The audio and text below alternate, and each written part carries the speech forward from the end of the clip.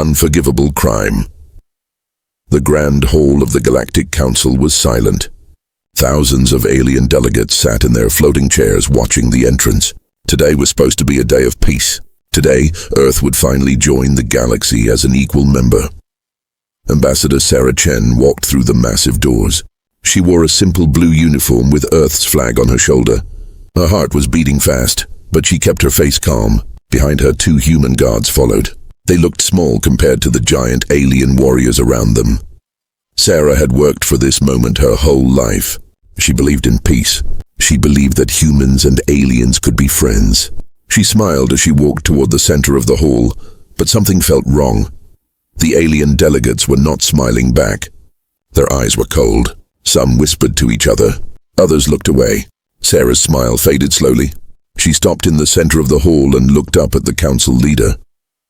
The council leader was a tall creature with 4 arms and dark purple skin. His name was Zarthax. He had ruled the Galactic Council for 200 years. He stood up slowly and the whole hall became even more quiet. "Ambassador Chen," Zarthax said. His voice was deep and cold. "You have come to join our council. You want to be equal to us?" "Yes," Sarah said. Her voice was strong. "Humanity wants peace. We want to learn from you. We want to share our knowledge with the galaxy."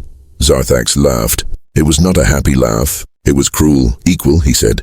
"You think humans are equal to us? You are children. You are weak. You have only just learned to travel between stars. We have built empires that lasted millions of years." Sarah felt fear growing in her chest, but she stood tall. Every species starts somewhere. We are young, yes, but we are ready to learn. We are ready to grow. "No," Zarthax said. His eyes became hard like stone. "You are not ready. You will never be ready. Humans are violent. Humans are dangerous. We have watched your history. You fight each other. You destroy your own planet. You are not worthy to stand with us." The other council members nodded. Some made sounds of agreement. Sarah's hands shook, but she kept them at her sides. "We have made mistakes. Every species has. But we are trying to be better. Please give us a chance." Zarthax walked down from his high seat. He came closer to Sarah. His shadow covered her completely. "The council has made a decision. We will not allow humans into the galaxy. You will return to your small planet and stay there forever. That's not fair," Sarah said. Tears filled her eyes, but she did not cry. "We came in peace. We followed all your rules. Fair?" Zarthax leaned down until his face was close to Sarah's. "We make the rules, and we will send a message to all humans. A message they will never forget." Zarthax raised one of his 4 arms. He made a signal. Suddenly, council guards grabbed Sarah. Her 2 human guards tried to help, but alien soldiers held them back. Sarah struggled, but the guards were too strong. "What are you doing?" Sarah shouted. "I am a diplomat. I have protection under galactic law." "Laws are for members of the council," Zarthax said. "You are not a member. You are nothing." What happened next was horrible. The council guards dragged Sarah to the center of the hall. Cameras recorded everything. Every alien delegate watched. No one said a word. No one tried to stop it. And then, in front of the entire galaxy, they killed her. The human guards screamed. They fought hard, but more alien soldiers came. They were also killed. Their bodies fell next to Sarah's. Zarthax looked at the cameras. He smiled. "Send this video to Earth. Let them see what happens to those who think they are equal to us. Let them see what happens to weak species who dare to dream." The video traveled across space. It reached Earth 3 hours later. In the White House, President Williams watched the video. His face turned white. His hands gripped the table so hard his fingers hurt. Around him, generals and advisors sat frozen in shock. "They murdered her," someone whispered. "They murdered our ambassador." President Williams watched the video again. And again.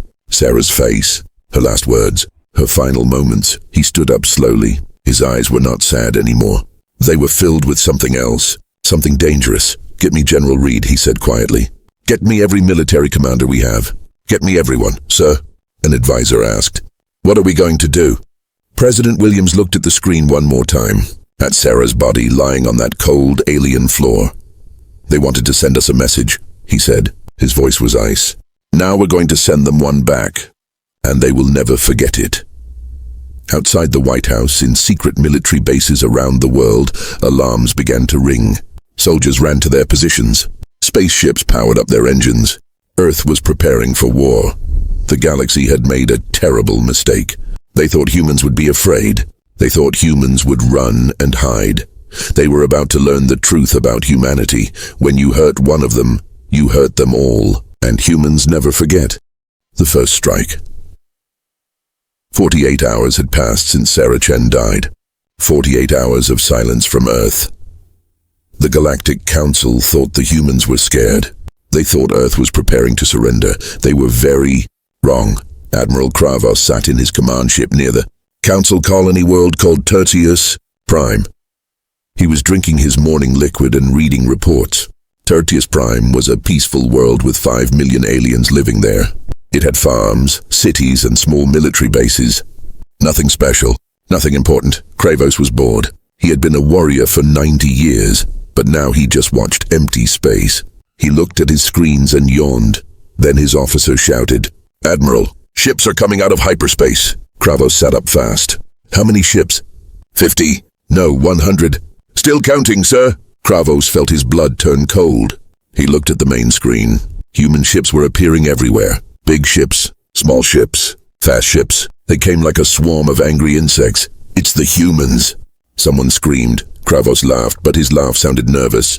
"Impossible. Humans are primitive. Their technology is weak. We can destroy them easily." But even as he spoke, he felt afraid. There were so many ships. Too many. A message came through. Kravos opened it.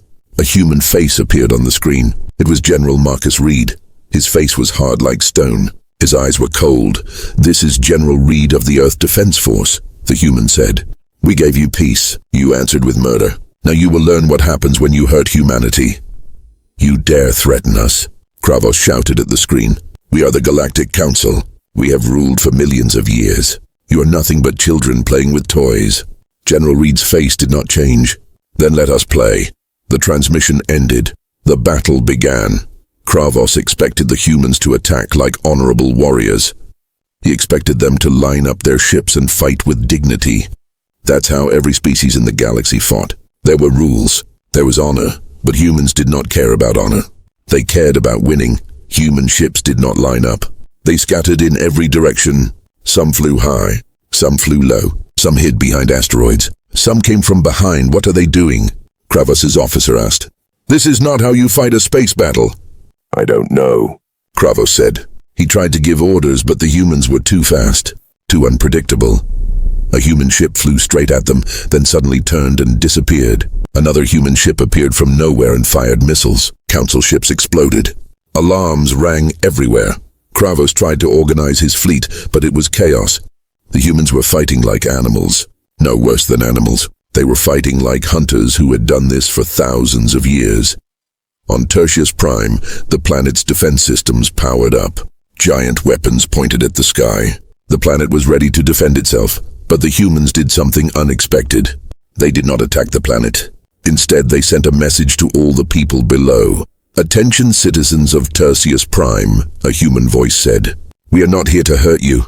Stay in your homes. Do not go near military bases. We repeat, civilians will not be harmed." The aliens on the planet were confused. What kind of war was this? Human ships flew down through the atmosphere. They moved fast and low. Council military bases tried to shoot them, but the human ships dodged and weaved. They were like birds dancing in the sky. Then the human ships fired. But they only fired at military targets. Weapons facilities exploded. Command centers turned to ash. Spaceports were destroyed. But the cities were untouched. The farms were safe. Not a single civilian building was damaged. It took only 6 hours. 6 hours to destroy every military installation on Tertius Prime. The Council's defense fleet was gone. Admiral Kravos's ship was damaged and floating in space. Kravos sat in his broken command chair. His officers were dead or wounded. Smoke filled the air. He could not believe what happened. They had lost. They had lost to humans. A human ship came close. Soldiers in armor flew across space and entered Kravos's ship. They moved like ghosts, silent and deadly. Kravos grabbed his weapon, but a human soldier was already behind him. "Don't move," the human said. His voice was calm. Cold, Kravos dropped his weapon. He looked at the human soldier. The soldier's helmet had a picture on it. A picture of a woman's face. Ambassador Sarah Chen, why? Kravos whispered. Why did you spare the civilians? You could have killed everyone. The human soldier stared at him for a long moment. Because we are not like you. We do not kill innocent people. We came for your military. We came for revenge. But we are still human. We still have honor. But you fight without honor. Kravos said. You use tricks. You hide. You attack from behind. The human soldier laughed. It was a dark laugh. You think honor means standing in lines and dying like fools? No. Honor means protecting what you love. Honor means winning, so your people can go home. We fight to win. That's the human way. More human soldiers came. They took Kravos and his surviving officers as prisoners. As they dragged him away, Kravos heard something on the human communication channels. It was General Reed, broadcasting to the entire galaxy. Every species could hear him. Every world received his message. People of the galaxy, Reed said. The Council murdered Ambassador Sarah Chen. They thought we would accept it. They thought we would be afraid. They were wrong. We have taken Tertius Prime. This is just the beginning. The Council wanted war. Now they have it. And we will not stop until justice is served. The message ended. Silence filled the galaxy. On a Council command ship far away, Council leader Zarthax watched the reports. His four hands were shaking. Around him, other Council members looked terrified. How is this possible? Someone asked. Humans were supposed to be weak. Zarthax said nothing. He was remembering something. Something he had read in the human history files. Something he had ignored. Humans had been fighting wars for 10,000 years. They fought each other. They fought nature. They fought disease and hunger and death itself. They survived ice ages and disasters. They climbed from caves to stars. Every species in the Council had been given technology by older species. They had been protected. They had lived in peace for millions of years. But humans had clawed their way up alone. They learned to fight because they had no choice. Fighting was in their blood. Send the Grand Armada, Zarthax said quietly. Send everything we have. Everything, sir? An officer asked. That's 3,000 ships. Send them all, Zarthax said. His voice was hard. We must crush the humans before they spread like disease. Send the Armada. End this war. Far away in human space, General Reed received the intelligence report. The Council's Grand Armada was coming. 3,000 ships. The largest fleet ever assembled. Reed smiled. It was not a happy smile. Good, he said. Let them come. We'll be ready. He looked at his officers. Prepare the traps. Prepare the ambushes. The Council thinks numbers will win this war. They're about to learn that humans don't fight fair. We fight smart. The officers nodded and left to prepare. Reed looked at a photo on his desk. It was Ambassador Sarah Chen, smiling at a peace conference. She believed in peace. She believed in the good in people. I'm sorry, Sarah, Reed whispered, but the galaxy needs to learn this lesson. You don't hurt humans and walk away. Never again. The Armada was coming, and humanity was waiting. Hunters become prey. The Council's Grand Armada jumped into human space. 3,000 warships appeared like stars in the darkness. It was the largest military fleet in galactic history. Council Admiral Threxis stood on the command deck of his flagship and smiled. This will be easy, he said. Humans cannot fight against this power. We will crush them in one battle and this war will end. His officers cheered. They were excited. They thought about medals and glory. They thought about returning home as heroes, but the space around them was empty. No human ships. No defense stations, nothing. Where are they? An officer asked. Scanning now, sir, another officer said. He looked at his screens. I'm detecting some ships ahead. They're not moving. Threxis frowned. Show me. The main screen showed human ships floating in space. They were not firing. Their engines were off. They looked dead. Are they surrendering? Someone asked. No, Threxis said slowly. Something is wrong. This feels like a trap. A trap. An officer laughed. Sir, we have 3,000 ships. What trap could possibly hurt us? Threxis wanted to agree, but something in his heart felt cold. He remembered the reports from Tertius Prime. He remembered how the humans fought. They did not follow rules. They did not fight with honor. Proceed carefully, Threxis ordered. Send scouts ahead. Keep the fleet together. But it was already too late. The Grand Armada was entering an asteroid field. The officers thought it was safe. Asteroids were common in space, But these asteroids were different. Humans had placed mines inside them.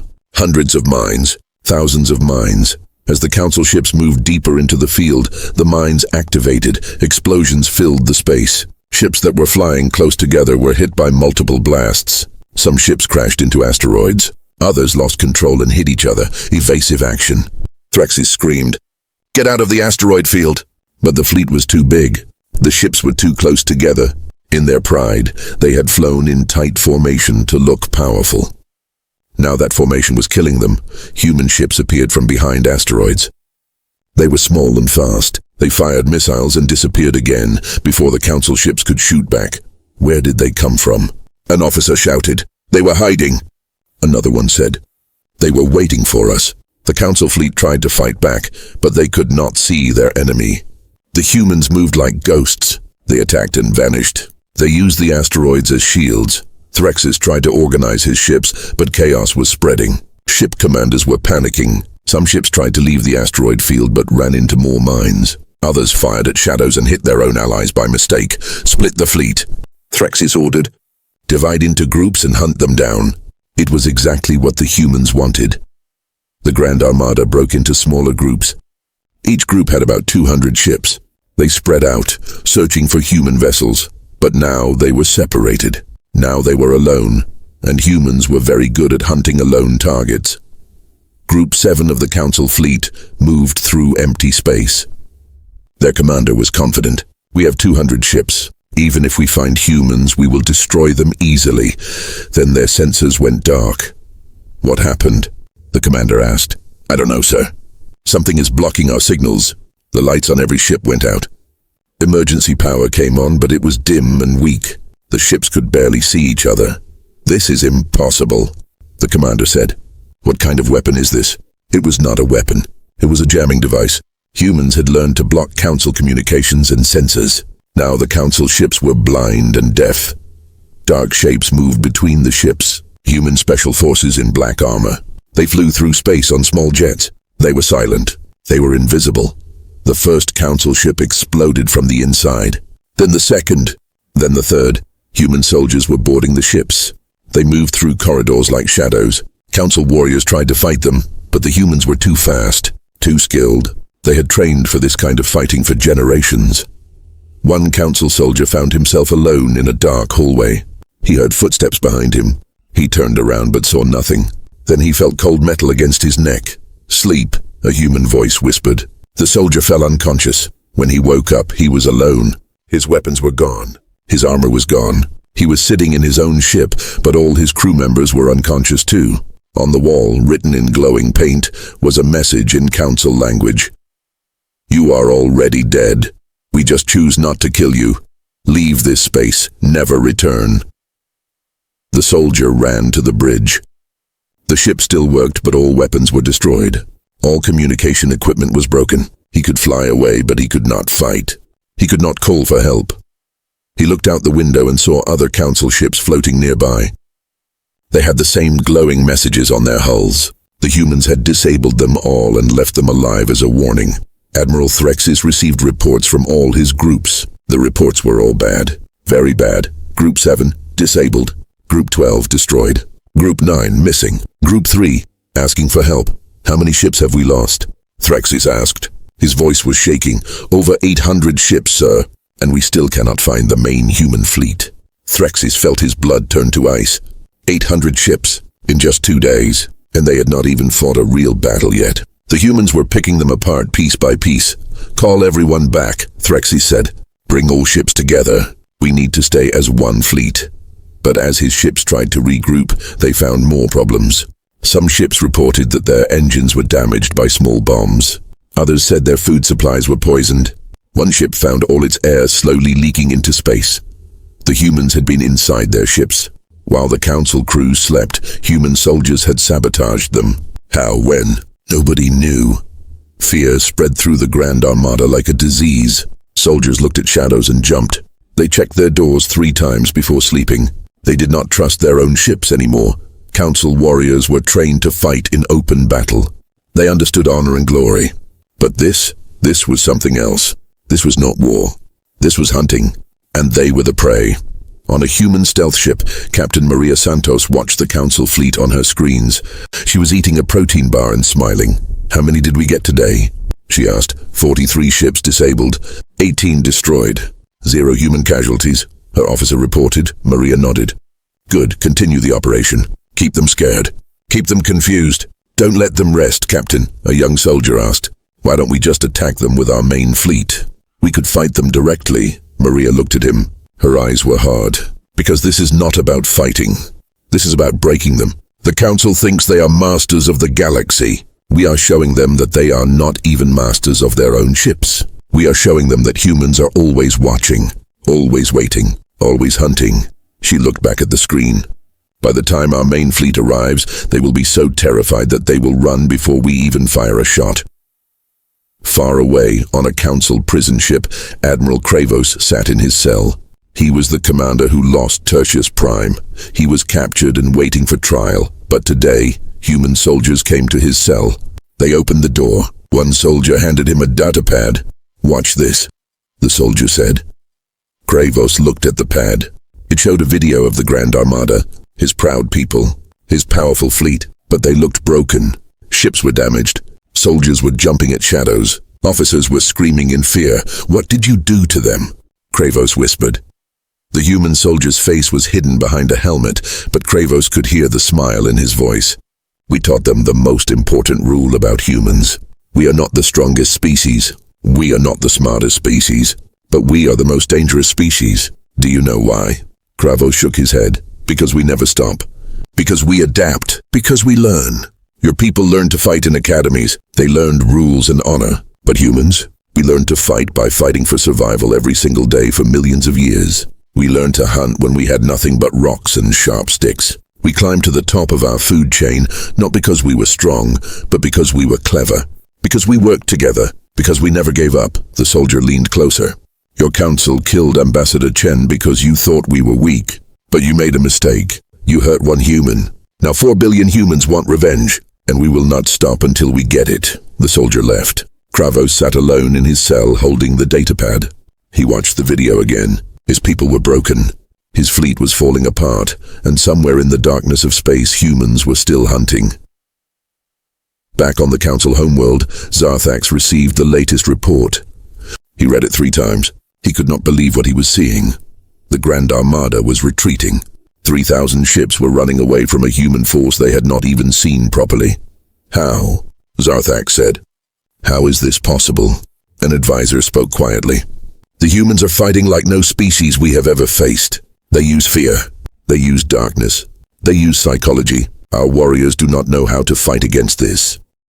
Zarthax stood up. His forearms were shaking.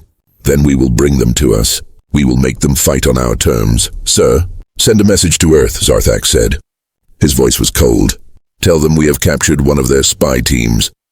Tell them we will execute them unless Earth surrenders. Force them to come to us. Force them to fight a real battle." The message was sent. Earth received it 1 hour later. General Reed read the message. He looked at the faces of the captured human soldiers on the screen. They were his people. His responsibility. "Do we negotiate?" an officer asked. Reed was quiet for a long moment. Then he spoke. "Send a message back. Tell the Council that we are coming. Tell them we will be there in 3 days. And tell them that if they harm even 1 hair on those soldiers' heads, we will not just defeat the Council. We will erase it from history." He stood up and looked at his command staff. "Prepare the main fleet. Prepare everything we have. The Council wants a battle? We'll give them a war they will never forget." The message. The Council throne room was filled with nervous energy. Zarthax sat on his high seat, watching the captured human soldiers on the screens. There were 12 of them. They were in chains, but their eyes showed no fear. They stared at the cameras with cold hatred. "Broadcast this to Earth," Zarthax ordered. "Let them see what happens when they defy us." But before he could continue, something unexpected happened. One of the captured soldiers smiled. "What are you smiling at?" Zarthax demanded. The soldier's smile grew wider. "You just made your biggest mistake. You gave General Reed exactly what he wanted. A reason to bring the full wrath of humanity down on your head." Zarthax felt a chill run down his spine, but he pushed it away. "Foolish words from a dead man. Your people will surrender to save you." No, the soldier said calmly. They won't, and you know why? Because we trained for this. Every human soldier knows that we might die. We accept it. We are willing to die so that others can live free. Can you say the same about your people? The other council members shifted uncomfortably. The truth was obvious. Most council warriors fought for glory, not for sacrifice. They had lived in comfort for so long that they had forgotten what real war meant. Zarthak stood up angrily. Take them away. Prepare for their execution tomorrow. Earth will watch and understand that we are still the masters of this galaxy. But deep inside, Zarthax felt something he had not felt in 200 years. He felt afraid. On Earth, President William sat in the war room. General Reed stood beside him. They had just received Zarthax's message. They had seen their captured soldiers. We have 3 days, Reed said. What are your orders, sir? President Williams looked at the screens for a long time. Then he spoke. We don't negotiate with murderers. We don't bow to threats. Bring our people home, General. Bring them all home. Yes, sir, Reed said. He saluted and left the room, but Reed did not go to prepare the fleet. Not yet. First, he made a different call. He called someone the council did not know existed. Someone very special. Her name was Dr. Elena Frost. She was not a soldier. She was not a general. She was a scientist. But she was the most dangerous person in the human military.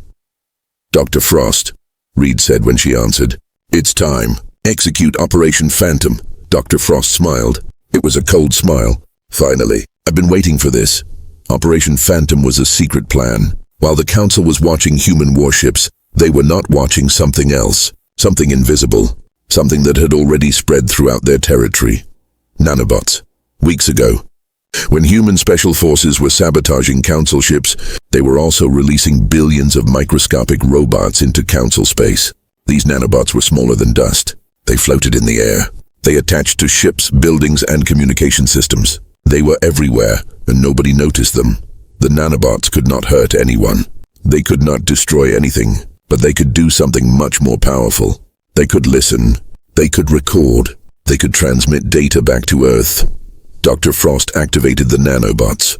Suddenly, Earth could hear everything. Every council communication, every secret meeting, every private conversation, every password, every security code, every plan. Upload the data to General Reed, Dr. Frost ordered. Let's show the council what it means to fight a technological species. General Reed received the information. He smiled as he read through it. Now he knew where every council ship was located. He knew which council members wanted peace. He knew which ones were afraid. He knew everything, but Reed did not attack. Not yet. First, he needed to send a message. A message that would break the council from within. Reed looked at his communication officer. Broadcast this on all council frequencies. Make sure every alien in the galaxy can hear it. Make it impossible to block. The broadcast began. Every screen in council space suddenly showed a human face. General Reed's face. People of the Galactic Council, Reed said. His voice was calm but firm. My name is General Marcus Reed. I speak for humanity. I speak for Ambassador Sarah Chen, who was murdered by your leaders. I speak for the billions of humans who want peace but are ready for war. Across the galaxy, aliens stopped what they were doing. They watched the screens. Even Zarthax in his throne room could not stop the broadcast. Reed continued, Your leaders told you that we are weak. They told you that we are primitive. They told you that they killed Ambassador Chen to protect you. But I have proof that they lied. Images appeared on the screens. Secret council documents. Orders written by Zarthax himself. They showed the truth. The execution of Sarah Chen was not about protection. It was about pride. It was about keeping power. The document showed that Zarthax knew humans were peaceful. He knew humanity wanted to join the galaxy as friends, but he feared that humans would challenge the council's authority. So he ordered Sarah's death to send a message of fear. More images appeared. Financial records showing that council leaders were stealing from their own people. Communication logs showing that they lied about threats to stay in power. Evidence of corruption, greed, and cruelty. The galaxy watched in shock. The council had ruled for millions of years on the promise of wisdom and justice. But these documents showed that they were just like any other dictators. They cared only about power. Reed spoke again. We did not want this war. We came in peace. We offered friendship. Your leaders answered with murder. But this war is not against you, the people. This war is against your corrupt leaders. We are not your enemies. Your leaders are. Then Reed did something that changed everything. He showed a live video feed. It was from inside the council's own prison. It showed the 12 captured human soldiers, but the soldiers were not being tortured. They were not afraid. They were sitting calmly, playing cards and talking to each other. One soldier was even reading a book. Your leaders told you they would execute these soldiers, Reed said. They wanted to make you think we would surrender. But here is the truth. These soldiers knew they might be captured. They volunteered anyway. They are willing to die for humanity's freedom. Are your leaders willing to die for anything except their own power? The video shifted. It showed council guards standing outside the prison. But these guards looked uncomfortable. They looked guilty. Some were even crying. These guards know the truth, Reed said. They know this war is wrong. They know Sarah Chen did not deserve to die. They are just following orders. But following evil orders does not make you innocent. It makes you a participant in evil. Reed paused. When he spoke again, his voice was harder. So here is my message to the council. Release our soldiers. Surrender the leaders who ordered Ambassador Chen's death. Do this and the war ends today. Refuse and we will come for you. We will not destroy your worlds. We will not harm your people. But we will remove your leaders from power, one way or another.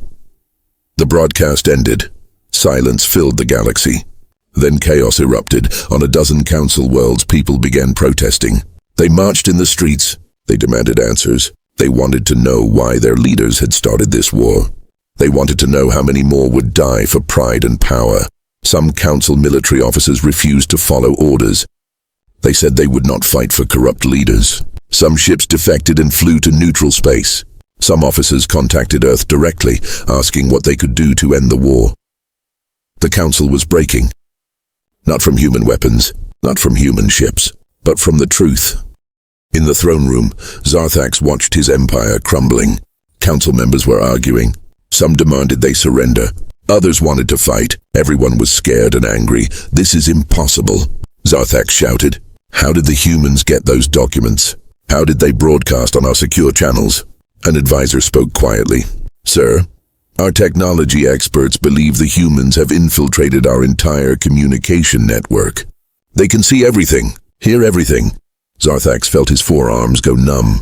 The humans had been inside their systems for weeks, maybe months. They knew every secret, every weakness.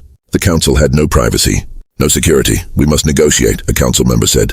We cannot win this war. No, Zarthax screamed. We are the council. We have ruled for millions of years. We do not bow to humans.